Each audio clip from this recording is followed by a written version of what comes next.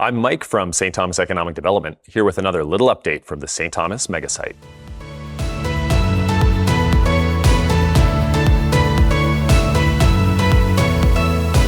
This week, we're back with an update talking about the works going on the site, and this update is filled with acronyms.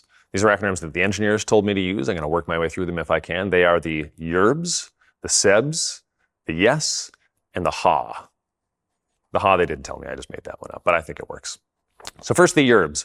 YERBs is the Yarmouth Yards Rail Bridge and Spur project. So this is the project that will take the rail spur from the CN line on the south of the site up and into the site. There's going to be a rail over road bridge, which is at first going to seem like a bridge in the middle of nowhere. It's not a bridge to nowhere. Trust us, it goes somewhere. That's going to then go up and be connected to the rail yard that will be in the center of Yarmouth Yards, which will allow rail service to the PowerCo site as well as other sites in the site. So to date, most of the topsoil stripping has been completed for that, and a lot of the subgrade work is going on.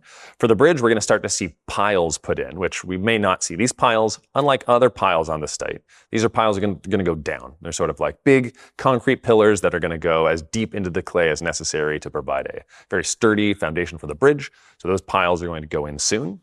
There's an approximately 1% grade to the rail that will connect from the CN line in the south up to the shunting yard, which is the rail yard in the center of the site. Interestingly, once you get into the shunting yard, there's what's called a slight bowling. And so it'll sort of go down towards the center and then back up. And the purpose of this is actually to catch runaway cars if they were to lose connection to a locomotive or whatever shunting them around. Rather than roll back into the connecting line, they would stay in that shunting yard. So that's a neat little tidbit. There will also be a pedestrian tunnel that's installed when the bridge goes in. And this will allow future walking and cycling connections across the rail line in the site for future intermodal trails that will go all throughout Yarmouth Yards. Next in our acronymized list of site updates, we've got YES, the Yarmouth Yards Earthworks and Servicing Project number 1. This project will see the beginnings of the internal road network built out through Yarmouth Yards. It'll consist of an extension of South Edgware Road across much of the site, as well as parts of PowerCo Parkway and Electric Avenue. Earthworks have begun for this, but much of the work is subgrade, so installation of water and sewer lines, things like that. So at this point, it's hard to see, but as soon as the road work starts, it'll take form in a real hurry. Next, of course, we have the SEBS project, the South Edgware Booster Station. This will be a water pumping station that will increase the pressure of the water serving the park to a higher than normal pressure, close to 50 psi. And this will allow the pressure that's necessary for a lot of the industrial processes that are going on the PowerCo site, as well as other tenants of the site.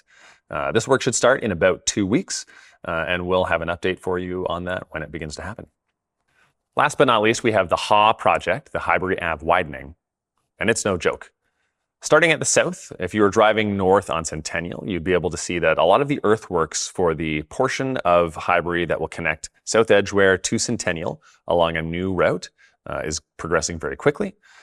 Soon you'll be able to see some service installations going on between Centennial and Harper Road along South Edgware to extend bigger services out in that direction.